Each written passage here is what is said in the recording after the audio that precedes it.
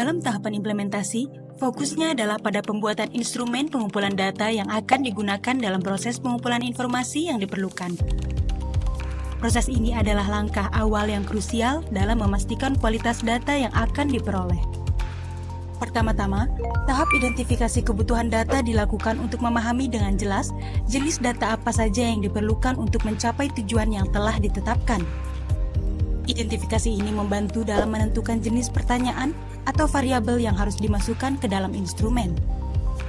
Selanjutnya, tahap desain instrumen dilakukan, di mana pertanyaan-pertanyaan atau variabel-variabel yang telah diidentifikasi dirancang menjadi bentuk instrumen yang sesuai. Desain instrumen ini harus memperhatikan aspek validitas dan reliabilitas agar dapat menghasilkan data yang akurat dan konsisten. Setelah instrumen terdesain, tahap uji validitas dan reliabilitas dilaksanakan. Di sini, instrumen diuji untuk memastikan bahwa pertanyaan-pertanyaan atau variabel-variabel yang ada benar-benar mengukur apa yang diinginkan dan memberikan hasil yang konsisten. Uji validitas dan reliabilitas ini penting untuk menjamin keandalan data yang diperoleh. Terakhir, instrumen pengumpulan data difinalisasi dalam tahap finalisasi instrumen. Di sini, instrumen yang telah melalui uji dan revisi konfirmasi sebagai instrumen final yang siap digunakan dalam proses pengumpulan data yang sesungguhnya. Melalui tahapan-tahapan ini, proses pembuatan instrumen pengumpulan data dilakukan dengan cermat dan terstruktur. Memastikan bahwa data yang diperoleh memiliki tingkat validitas dan reliabilitas yang tinggi untuk mendukung analisis dan pengambilan keputusan yang akurat.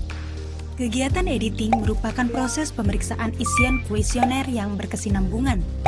Secara umum, proses editing bertujuan untuk membetulkan isian data yang berada di luar rentang yang diperbolehkan, memperbaiki isian data yang tidak konsisten, dan mengganti isian data yang tidak wajar atau masuk akal. Pengkodean adalah pemberian kode atau merubah isian kuesioner ke dalam bentuk angka dan karakter. Karakter bisa terdiri dari alfabet seperti A, B, C, dan seterusnya, dan campuran antara alfabet dan angka atau numerik. Sementara integrasi data merupakan proses menggabungkan atau menyatukan dua atau lebih data dari berbagai sumber database yang berbeda ke dalam sebuah penyimpanan seperti gudang data atau data warehouse. Adapun alasan diperlukannya integrasi data karena beberapa keuntungan yang bisa kita dapatkan, seperti mempermudah dalam proses menganalisa untuk pengambilan keputusan, sharing data antar lingkungan kerja, dan terhindar dari adanya duplikat data. Subtahapan ini merupakan langkah penting dalam proses penyebarluasan hasil kegiatan statistik. Pada tahap ini, akan dibangun komponen-komponen diseminasi yang telah dirancang sebelumnya pada tahap perancangan. Komponen diseminasi yang akan dibangun meliputi berbagai jenis, mulai dari publikasi kertas tradisional hingga layanan web, output data terbuka, statistik geospasial, peta, dan akses terhadap data mikro. Setiap jenis komponen diseminasi memiliki peranannya masing-masing dalam menyebarkan informasi statistik kepada berbagai pihak. Selain membangun komponen-komponen diseminasi, pada tahap ini juga akan ditetapkan jadwal rilis dan rencana penyebarluasan hasil kegiatan statistik. Hal ini penting agar proses penyebarluasan berjalan secara teratur dan efektif, serta memastikan bahwa informasi statistik dapat diakses oleh publik sesuai dengan waktu yang telah ditentukan. Dengan demikian, melalui tahap ini, hasil kegiatan statistik dapat diseminarkan secara luas dan efisien kepada berbagai pemangku kepentingan, sehingga informasi yang diperoleh dapat memberikan kontribusi yang maksimal dalam pengambilan keputusan dan perencanaan di berbagai bidang. Pada subtahapan ini, dilakukan konfigurasi alur kerja, sistem, dan transformasi yang diperlukan dalam seluruh proses bisnis, dari pengumpulan hingga diseminasi data.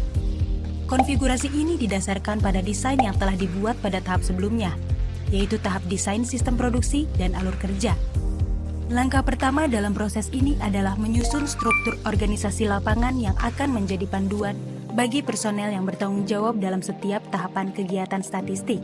Setelah struktur organisasi lapangan terbentuk, langkah selanjutnya adalah mengatur alur kerja dan pertanggungjawaban di setiap bagian dalam struktur tersebut. Ini melibatkan modifikasi alur kerja standar sesuai dengan kebutuhan khusus, penggabungan alur kerja untuk fase yang berbeda secara bersamaan, dan konfirmasi sistem yang sesuai dengan tujuan dan lingkup kegiatan statistik yang dilakukan. Pada tahap ini, dilakukan pengujian terhadap alat-alat produksi yang telah dirancang dan disesuaikan dengan alur kerja yang telah dibuat sebelumnya. 3 jenis uji coba utama yang dilakukan adalah uji coba kuesioner, uji coba metodologi, dan uji coba pengolahan data. Uji coba kuesioner dilakukan untuk mengevaluasi konsep dan definisi dari variabel-variabel yang tercantum dalam kuesioner, serta apakah kuesioner tersebut dapat diterapkan secara efektif di lapangan.